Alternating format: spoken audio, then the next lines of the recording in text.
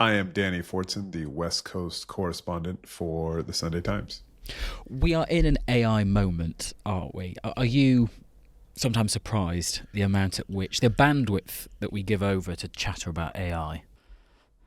Oh, we are definitely in an AI moment. It is, it's sucking up all the oxygen in the room.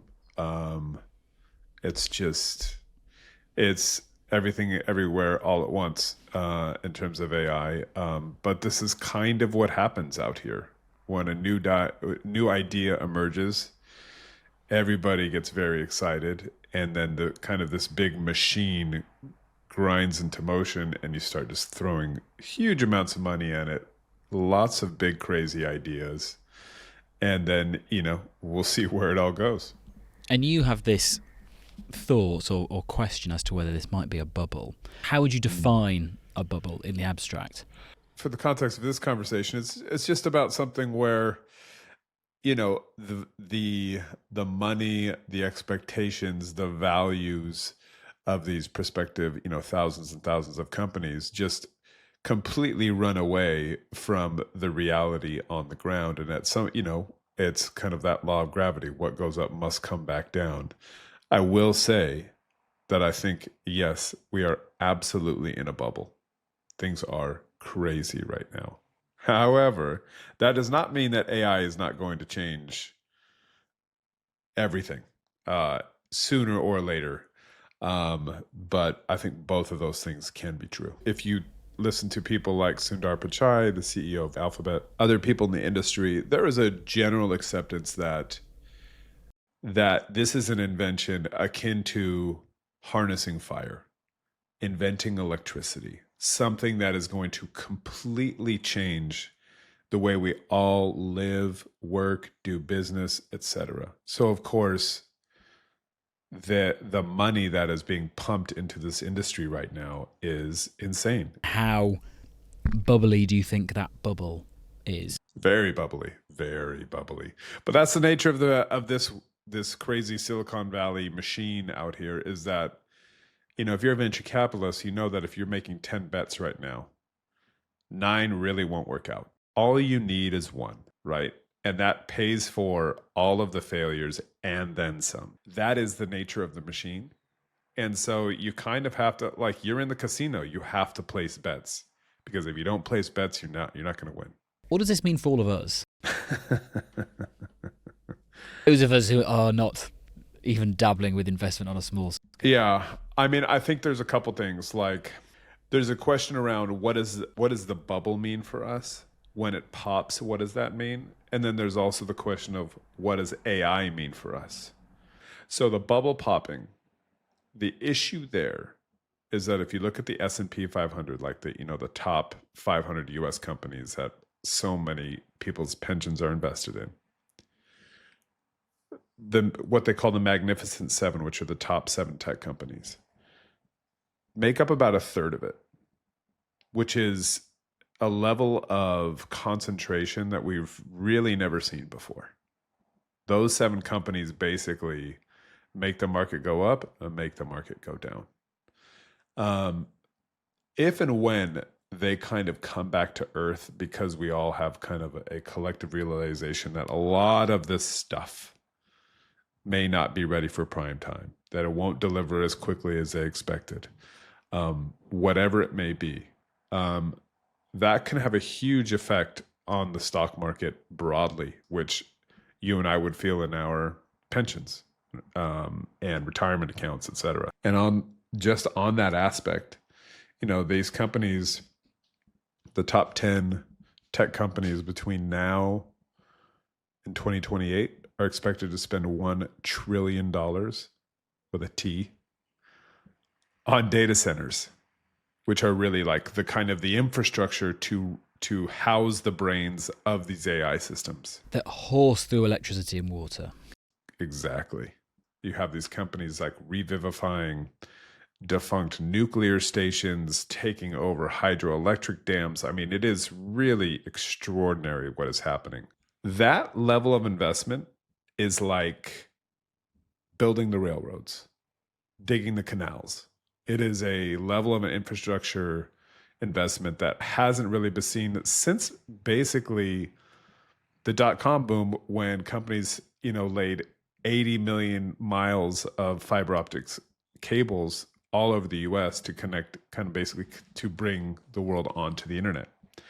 The part of that story is that most of the companies who dug those, trenches to lay that cable went bankrupt because the internet just took longer. So that is kind of where we are. We're just in this moment of kind of a little bit of collective madness, and there is reason behind it, and there is real value there, and the revolution is kind of, we're in the middle of it, the early stages, but how long it takes to arrive and who gets kind of chewed up in that process, that's what we're going to see play out.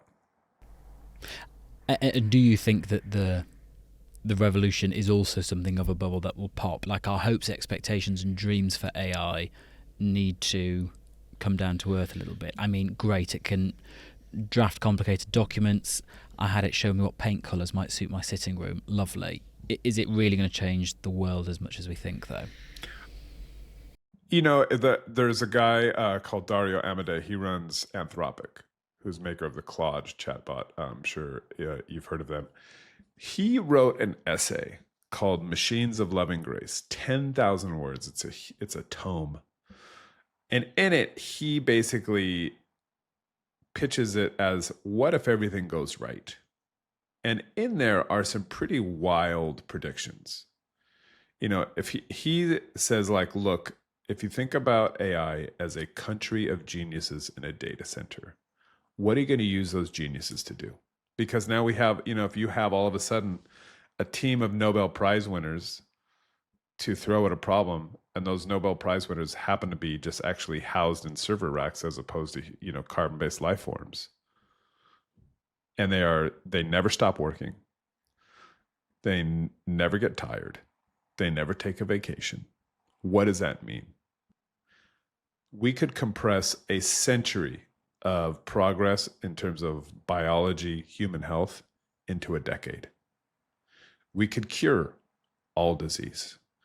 We could all dramatically increase our health span and lifespan, so we're all living to our hundreds, playing tennis at 120.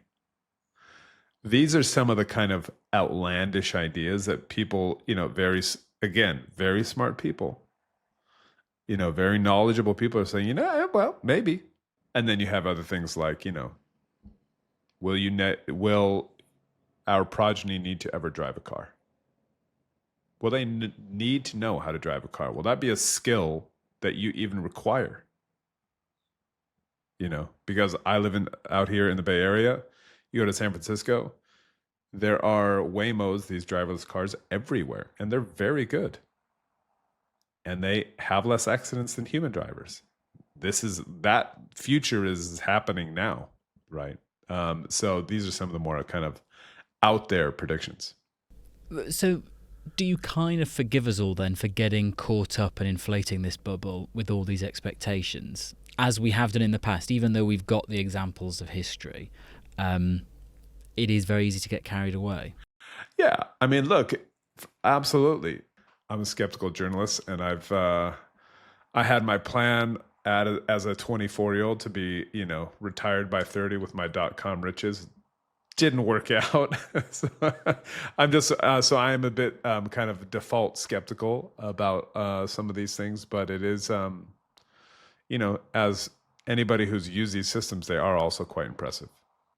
I can paint a picture of me on my fifth career, doing astrophysics with the help of my AI assistant, my AI scientist at my side, and then call up my autonomous car to take me to my tennis game with my 120-year-old friend who I've now known for, 110 years. It is very exciting, right? It is like, it's almost kind of impossible to truly comprehend. But again, the only thing I would say about Silicon Valley is that it's a company building machine. It's also a myth machine. It's very good at marketing the kind of the brave new world. Things are inevitably more complicated and move slower. And just finally, this is quite crystal ball stuff, but when will we know this bubble bursting, this great consolidation is upon us, will happen? There's usually like a trigger, an event, a big company failing, or something going very wrong. What that is impossible to predict because, as I said, there are literally thousands of startups that have just materialized out of nowhere in these past few years, trying all kinds of crazy things.